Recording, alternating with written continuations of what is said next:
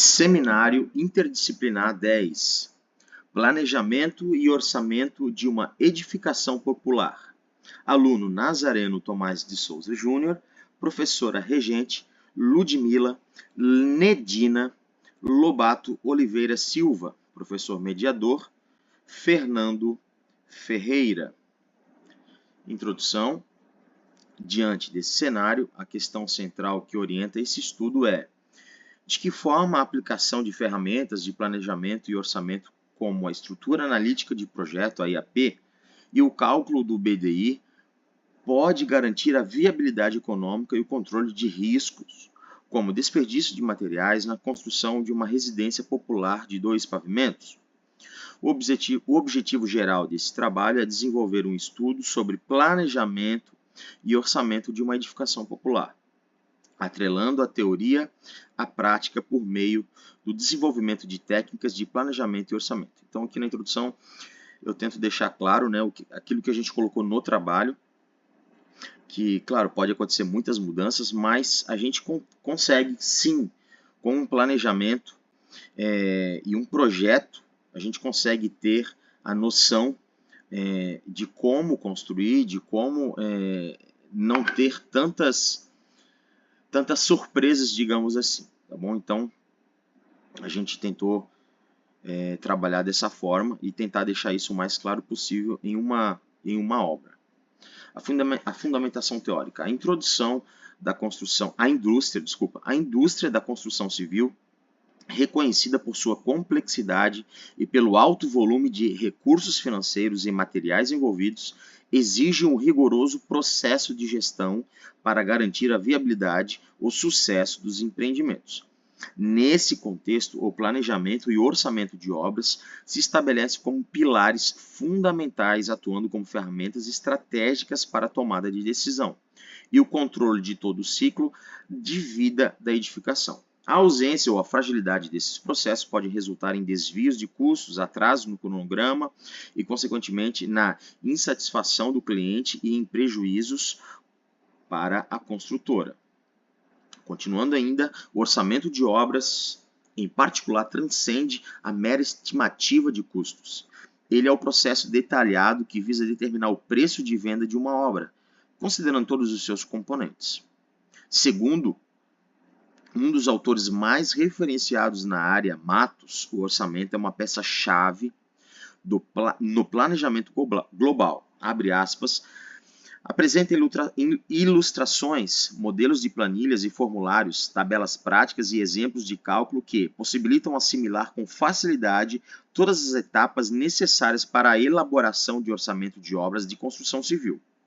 Aborda detalhadamente todos os aspectos envolvidos, análise dos editais de licitação, quantificação dos serviços e critérios de medição e pagamento, composições de preços unitários de serviços e de custos, horário de equipamentos, definição dos insumos, custos diretos e indiretos, orçamento de custos e de vendas, e taxas de encargos sociais e de BDI, bem como diversos recursos para aferir a consistência do orçamento final. Fecha aspas, Matos, 2019, página 4.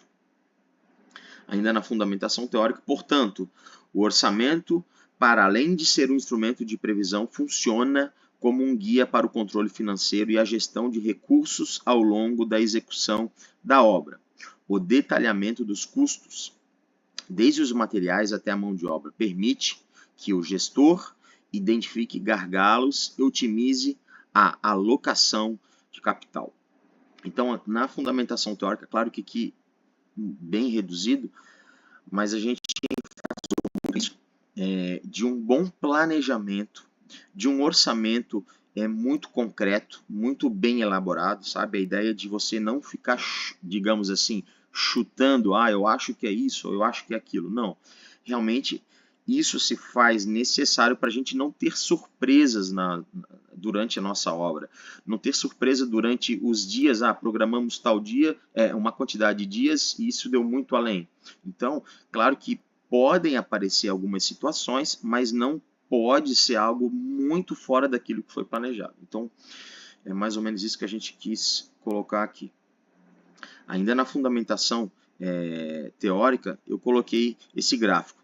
Principais fatores de desperdício na construção civil e impacto no orçamento. Então, a gente colocou, por exemplo, aqui no lado esquerdo ali, né, mão de obra desqualificada, enfim, isso vai muito da falta de treinamento, né, um erro de execução, enfim, você vai precisar fazer um retrabalho, né, e como isso vai impactar no orçamento, né, isso vai gerar um aumento de custo com mão de obra e materiais, enfim, falhas de projeto, manuseio de armazenamento, compras em excesso, né, então no meu estágio eu presenciei muito isso de o pessoal não ter um número concreto. Ah, a gente precisa disso. Não, sempre comprava um pouco a mais ou um pouco a menos. Então, isso tudo impacta, né? Porque daí você precisa comprar de novo. Para o funcionário para fazer a compra de novo.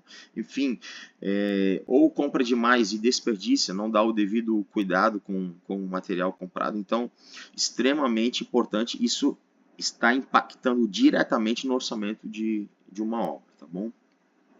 Resultados e discussões. Aqui a gente vê um gráfico, né, conhecido que é estrutura analítica de projeto, né, mais conhecido como a EAP. Em cima de um sobrado popular de 100 metros quadrados. Tá? Então, os cálculos em cima desse sobrado, que foi o sobrado que a gente elaborou para esse seminário, um sobrado de 100 metros quadrados. Então, esse EAP é extremamente importante. Extremamente importante, se faz necessário você ver, criar ele e estar sempre, como é que eu posso dizer, acompanhando, sabe? Então, o gerenciamento, enfim, as compras de materiais, enfim, é extremamente importante e se faz necessário a gente acompanhar e fazer o uso do EAP. O cronograma de Gantt é uma outra ferramenta extremamente importante, se faz muito necessário. Então, você vê aqui, por exemplo, ali, o gerenciamento, né, duração de 180 dias, ou seja, é durante toda a obra, o gerenciamento. O planejamento e controle não é só no começo, ou no meio, ou no final, para ver se deu certo. Não, se a gente estiver fazendo esse acompanhamento com seriedade, a gente vai entender que a gente não vai fugir muito daquilo que a gente está estimando, daquela estimativa que foi gerada. Por quê? Porque a gente está acompanhando. Então, não tem como a gente ter surpresas numa obra, porque a gente está acompanhando. Então, aqui o cronograma de Gantt é extremamente importante também para o sucesso da obra, tá bom? Aqui eu quis colocar também que é um resumo do orçamento e custo total da obra. Então, o custo direto, 205 mil, benefícios e despesas indiretas, 51 mil, enfim. E o custo final por metro quadrado saiu em torno de 2.562,50 centavos, tá? Falando de metros quadrados. Aqui eu coloquei também uma foto da planta, né? Então aqui nós temos a parte térrea, né, dessa planta, e depois o segundo pavimento. A gente construiu algo que realmente ficasse igual 50 metros quadrados embaixo e 50 metros quadrados em cima, tá? Isso, claro, a gente não está contando a parte da garagem, tá bom? A gente está contando realmente só a parte de dentro da casa, a parte interna, digamos assim, tá bom? Dos cômodos. Conclusão: o desenvolvimento deste estudo sobre planejamento e orçamento para uma edificação popular de 100 metros quadrados permitiu atingir todos os objetivos propostos, reforçando a importância da engenharia, de custos e da gestão de projetos na construção civil.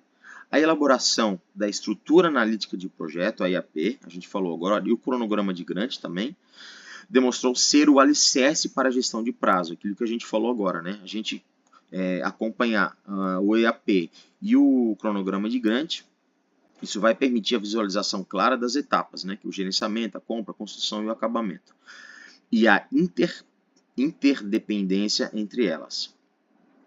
Para finalizar, o orçamento, por sua vez, ao detalhar os custos diretos e aplicar o BDI de 25%, resultou em um custo total de R$ 256.250. Essa transparência no cálculo de preço de venda é crucial para a tomada de decisão e para a competitividade no mercado de obras populares. Por fim, a análise de desperdício de materiais confirmou que a falta de planejamento pode gerar perdas significativas. Isso aqui é muito importante. Também, estimadas em torno de R$ 12.300. Isso é muito dinheiro para uma obra de 256 mil. Então, 12.300. Concluindo que o controle rigoroso das etapas de execução e a qualificação da mão de obra são essenciais para transformar o risco de desperdício em margem de lucro. Então esse foi o nosso trabalho, nosso seminário, 10º seminário.